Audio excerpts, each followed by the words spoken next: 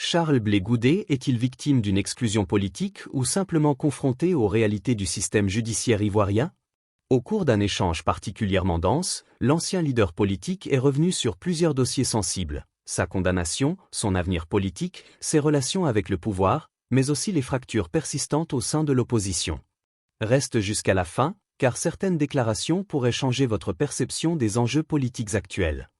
N'oublie pas de liker la vidéo et de t'abonner pour soutenir la chaîne. Moi, je ne veux pas lancer d'accusation. Non. Après, c'est une analyse. Mais moi, je fais un constat que la gauche ivoirienne est victime des complots.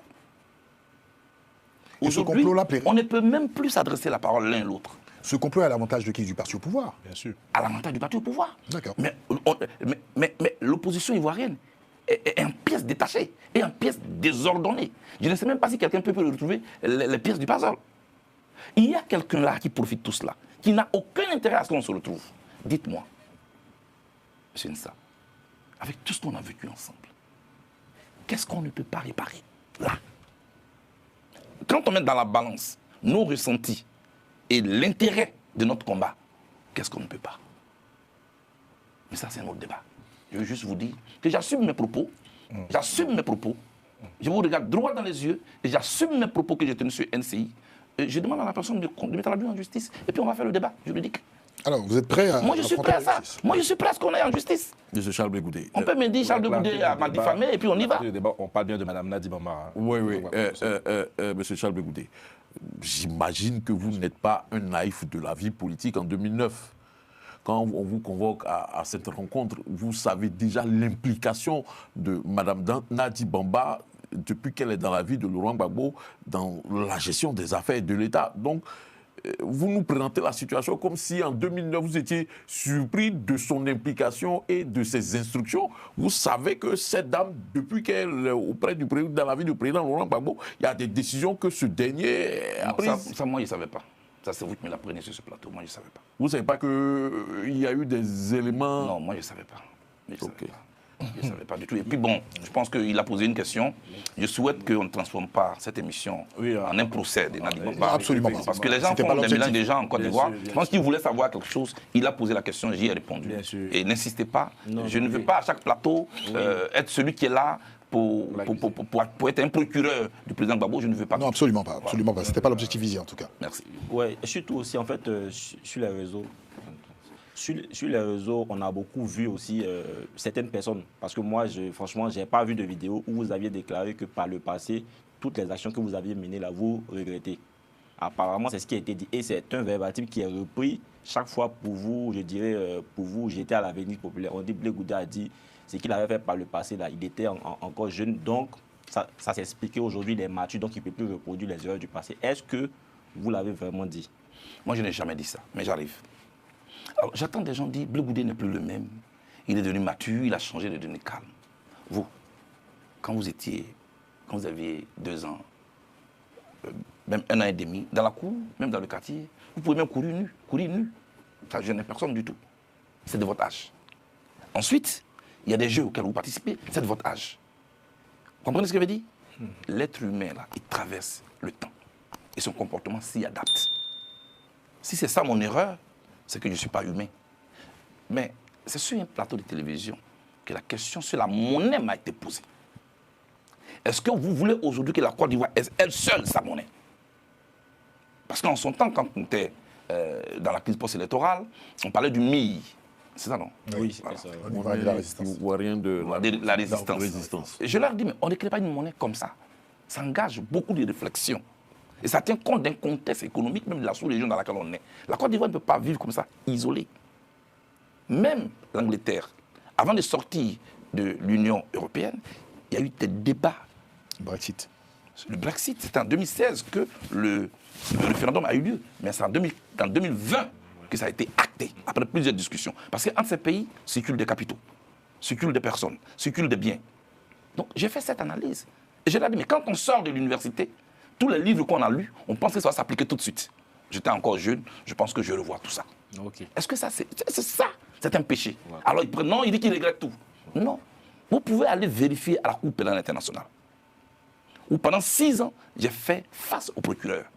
Jamais vous n'avez entendu de ma vie que moi je regrette et que je lui demande pardon. J'ai affronté le procureur et je lui ai laissé mon adresse.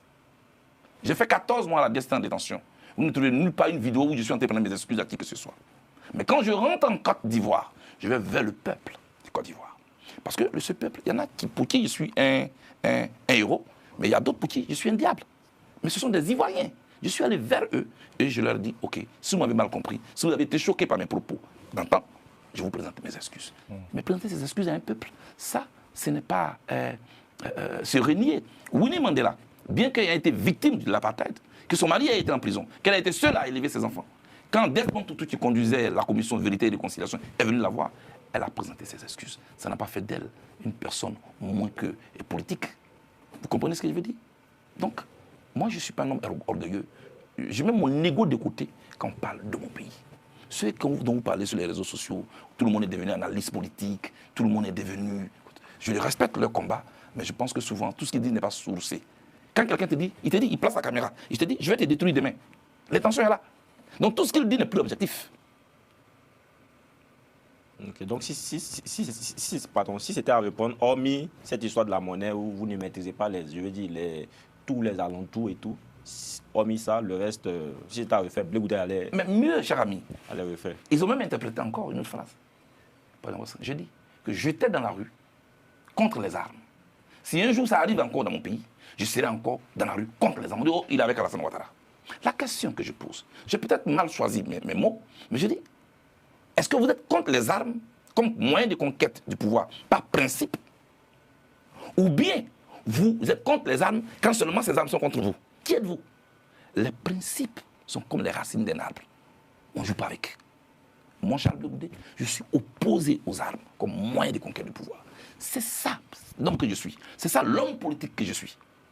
Je n'étais pas contre les armes parce que le président Gbagbo était au pouvoir. Jusqu'à aujourd'hui, je suis contre les armes. Je suis pour qu'on puisse diffuser ses idées, les partager avec le peuple, lui proposer un projet. Quand il accepte, il vous donne le pouvoir. Alors, tu ne dis pas non, non, comme moi, les autres ont pris contre les armes contre moi hier, alors moi aussi, je prends les armes. Qui es-tu? Quels sont tes principes? Nelson Mandela, ça lui a pris beaucoup de temps. 27 ans en prison. Mais la lutte contre l'apartheid n'a pas commencé. Pendant ces 27 ans au pouvoir. Quand il sort de là, mais il continue son pouvoir jusqu'à obtenir, en 1994, où il devient le président, le premier président des élections multipartites. Est-ce que vous croyez en vos idées? Si vous croyez en vos idées, donnez-vous les moyens de traverser le temps avec ces idées. Voilà qui je suis. Je n'ai jamais regretté quoi que ce soit. Okay. Non. On vous a dit que moi j'ai giflé le président Gbagbo en prison. Ça a circulé. Juste parce que non, il faut le diaboliser. Est-ce que moi, vous me voyez, moi, en train de lever même la main sur mon mentor en prison? Mais attends, quand même. Beaucoup a été dit. Beaucoup continue d'être dit. Les gens ont peur de la compétition politique. Mais il faut les rassurer. Tôt ou tard, cette compétition, elle aura lieu. Mais c'est ça une compétition, pas d'insultes, pas d'injures, mais des projets contre des projets. Où il n'y a plus de mentors, où il n'y a plus de tuteurs, où jeunes contre jeunes, mais en ce moment c'est la plus jeune, on va discuter de ce qu'on veut faire de la Côte d'Ivoire. Je ne suis pas sûr que mon projet sera le dernier. Parce qu'en fait, contrairement à ce qu'ils font circuler, je porte un projet dirigé par l'essentiel et les priorités, qui sera publié bientôt. Maître Bell-Luther, en duplex. Bonjour, monsieur le ministre, vous m'entendez? Oui, merci. Ok, très bien. Monsieur le ministre, c'est un plaisir de pouvoir discuter avec vous, de vous avoir sur le plateau. J'ai d'abord deux petites questions. Ça, c'est bien l'appel de la CPI. Très simple. Et là, j'ai en face de moi un avocat. Et de plus, l'ambiplex, ça me rappelle les témoins qui témoignaient depuis Abidjan et tout ça. Donc là, vous me déstabilisez un peu, mais allons. Ça va aller. Je vous promets que ça ira. Donc, deux petites questions, toutes simples. Quel est aujourd'hui votre regard sur l'état de droit, les libertés publiques et le fonctionnement de la démocratie en Côte d'Ivoire? Et la deuxième question, c'est est-ce que vous avez confiance en la justice de votre pays? Bien, merci. Alors, quand vous parlez de l'état des droits, je vais même commencer par moi-même d'abord. Moi qui suis allé à la CPI, qui a été remis à la CPI par les autorités de mon pays, qui ont estimé que les juridictions de mon pays n'étaient pas encore prêtes pour me garantir un procès équitable, et que là-bas, je suis acquitté. Et pour les mêmes faits, aujourd'hui, j'ai fait l'objet d'une condamnation à 20 ans dans mon pays. Et qu'aujourd'hui, je ne suis même pas sur la liste électorale. Déjà, je suis une victime de ce droit-là.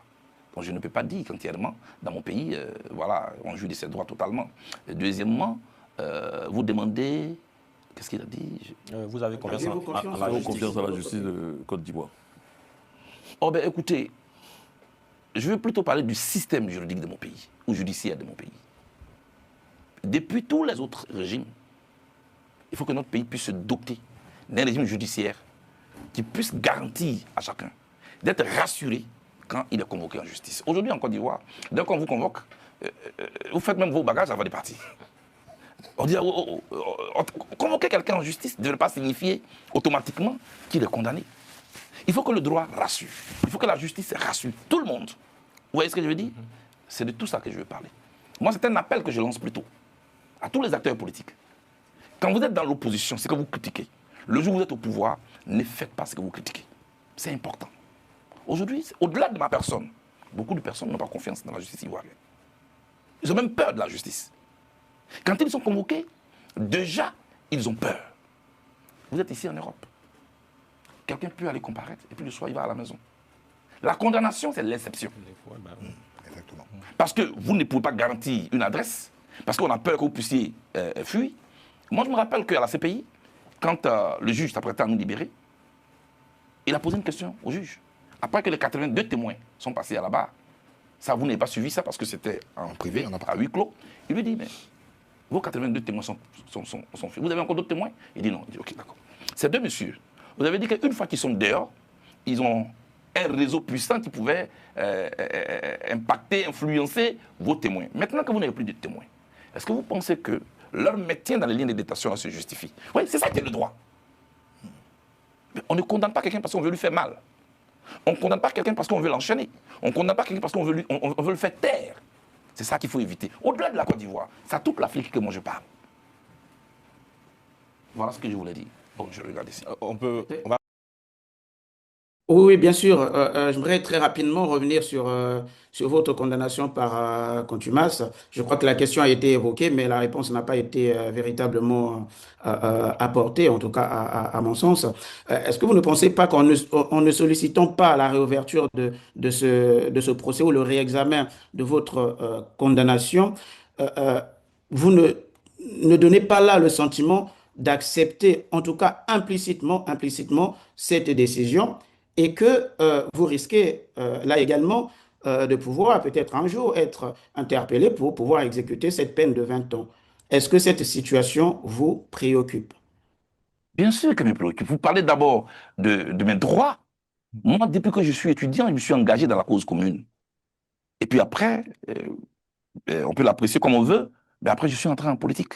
Et je n'ai jamais caché mon intention d'un jour faire partie de ceux qui vont diriger mon pays. Si je suis condamné à 20 ans, comment je ferais-je? C'est pourquoi je dis, ceux qui m'ont condamné veulent m'exclure du jeu politique. Mais surtout, condamnation. Sans vous couper, monsieur le ministre, sans vous couper, monsieur le ministre, vous affirmez surtout que cette condamnation était injuste. Vous voyez? Je ne l'ai jamais caché. Oui, mais cette condamnation, elle est injuste, elle est injustifiée. Pourtant, vous n'avez entrepris aucune démarche judiciaire pour la faire annuler. Qu'est-ce que vous en savez? Qu'est-ce que vous en savez? Vous êtes avocat. Vous êtes avocat. Vous êtes avocat. Vous êtes avocat. J'ai déjà compris votre question. En tout cas, on l'aurait su au vu de ce que vous acclamez en fait dans l'opinion publique. Vous appelez à ce que l'opinion publique puisse considérer cette décision comme étant illégitime. Vous voyez? Et aujourd'hui, les gens se posent des questions, l'opinion publique se pose des questions. Si vous-même vous considérez, vous appelez à ce que cette décision soit considérée comme étant illégitime, mais pourquoi vous-même, vous ne la contestez pas devant les tribunaux? C'est la vraie question. Je pense que si vous aviez... moi, j'ai compris votre question. On l'aurait su. Moi, j'ai compris l'essence de votre question. À plusieurs micros, à plusieurs tribunes, j'ai invoqué le principe des droits classiques. Nebis indem. Je parle à un avocat. Oui. Nul ne peut être ni jugé, ni condamné pour des faits pour lesquels il a été déjà jugé ou relaxé ou condamné. Nebis indem. C'est une expression latine. Pourquoi vous ne la faites pas valoir alors pour le coup? Donc d'abord, vous dites que je ne dénonce pas. Je vous dis que je dénonce. Et je vous ramène à mes tribunes qui sont là, archivées. Vous pouvez en parler, vous pouvez le savoir. Même mon avocat, Maître Ndri, a dénoncé Même devant la Cour pénale internationale, j'ai même demandé une audience et je l'ai dénoncé. Maintenant, après ça, vous dites, bon, maintenant... La dénonciation n'efface pas la condamnation pourtant. J'arrive. Maintenant, vous me demandez pourquoi je ne le fais pas devant les juridictions. Laissez-moi au moins le choix du moment pour le faire. Et ça aussi, ça fait partie des stratégies du Vous combat. le ferez un jour. Bien sûr que je ne peux pas laisser ça comme ça. Ok. Mais à un moment donné, entre-temps, vous pourrez être interpellé pour la faire exécuter. Hein. mais ça fait quoi? D'accord. Vous vous inquiétez pour moi, je vous comprends. L'avocat, il cherche. Mais vous cherchez un client. J'ai déjà des avocats. Et au sortir de cette émission, on pourrait en parler. Je pourrais vous mettre en contact avec Maître Ndri Claver. Avec plaisir. Déjà m'ont dit, écoutez, Guillaume Soro contestait sa condamnation devant la Cour des droits de l'homme de la CEDEAO. Et il a gagné le procès. J'ai dit oui, et après? Parce qu'une stratégie ne vaut que le résultat qu'elle produit. C'est quoi la suite? Il est inscrit sur la liste électorale. Donc, c'est moi, mon choix de stratégie. Je dis, mais tôt ou tard, je vais discuter avec le pouvoir sur cette question. Et donc, autant discuter maintenant. Au lieu d'aller faire tous ces grands tours à Abuja, tous ces grands tours en Éthiopie, je préfère qu'on parle, qu'on discute. Je ne veux pas que ma question de condamnation soit une étincelle qui va enflammer mon pays. C'est une décision que j'ai prise comme ça. Ça ne veut pas dire que je suis d'accord. C'est aussi une leçon que je donne. Monsieur le ministre, quand vous dites que vous allez discuter avec le pouvoir sur cette question, est-ce à dire qu'en Côte d'Ivoire, le pouvoir politique s'interfère dans les affaires de la justice? Mais parce que j'ai toujours considéré cette condamnation comme une condamnation politique. Toutes les questions politiques cherchent des solutions politiques, par des voies politiques. Voilà comment je le considère. Moi, je ne l'ai jamais considéré comme une question judiciaire. Moi, j'ai toujours considéré ça comme... C'est-à-dire, pour parler comme les Ivoiriens, on appelle ça apprenti mété calé. C'est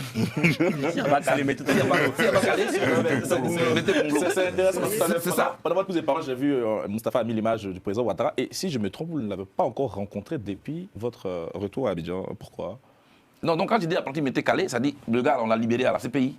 Allez, mettez un blocus ici, parce qu'on sait ce qu'il va venir faire. Et donc, ça va passer. C'est pourquoi je vous ai pris l'exemple de PASTEF. Mon parti n'a même pas de récépissé encore. Pourtant, d'autres partis qui sont créés après le COJEP, dont les leaders étaient en prison avec moi, on les récépissé.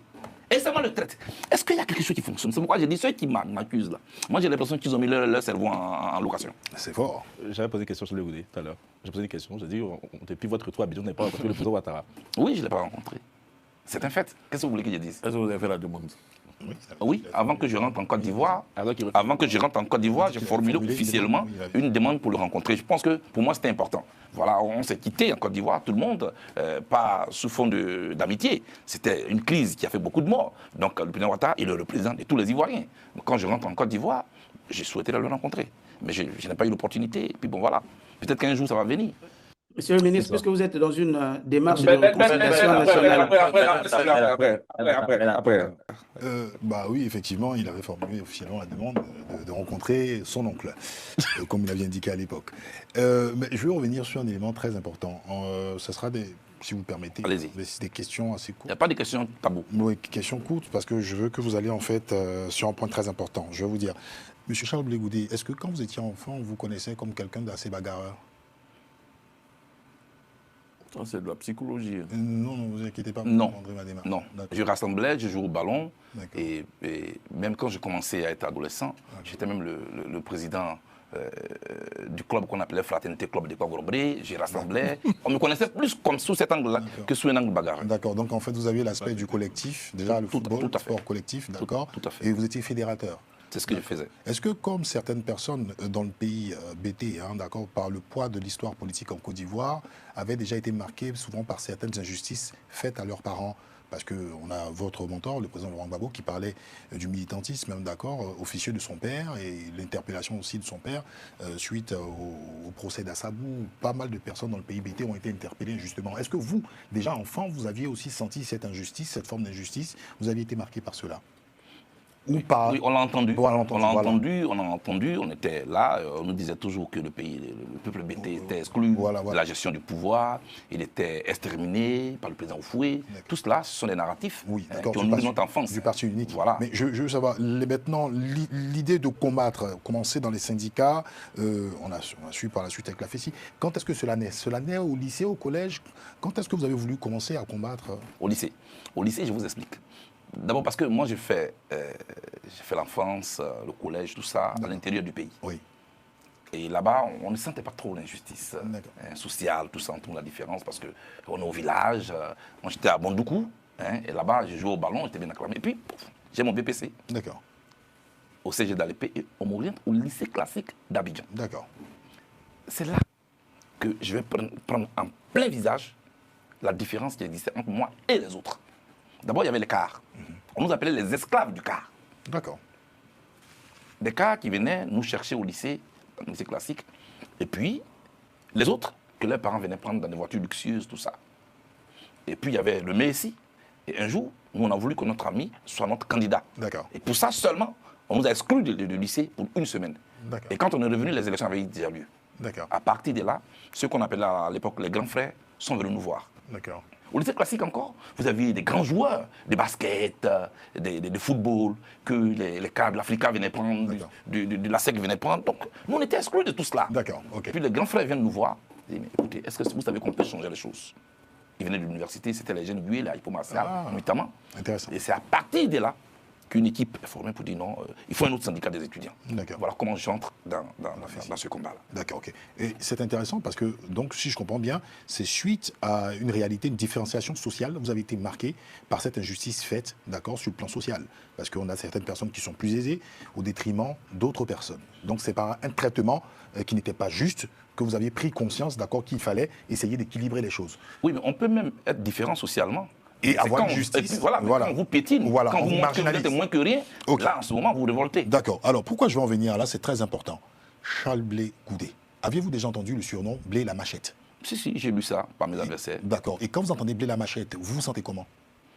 Je me sens offusqué, mais je me dis que bon, c'est la voie qu'ils ont choisie pour me faire passer pour ce que je ne suis pas. D'accord, leader de la jeunesse ivoirienne. Et on dit Charles Blé Goudé, souvent tous les crimes qui sont perpétrés, au sein de l'université d'Abidjan, il y a une seule personne, M. Charles Blé Goudé, à la fois leader de la jeunesse et celui-là qui a fait étendu la violence au sein de l'université. Malheureusement, j'ai dit bien la Fédération étudiantine scolaire de Côte d'Ivoire, Et dissoute. voilà, dissoute. Comment vous percevez cela? Parce qu'aujourd'hui, il y a un regard qui est complètement, peut-être un narratif qui est complètement étriqué sur cette FESI que vous avez connue. Et c'est pour ça que je vous... Au-delà des positions politiques, cette interview soulève des questions essentielles sur la justice, la démocratie et la place de l'opposition en Côte d'Ivoire. Votre avis nous intéresse. Êtes-vous d'accord avec ces déclarations? Répondez dans les commentaires et partagez la vidéo.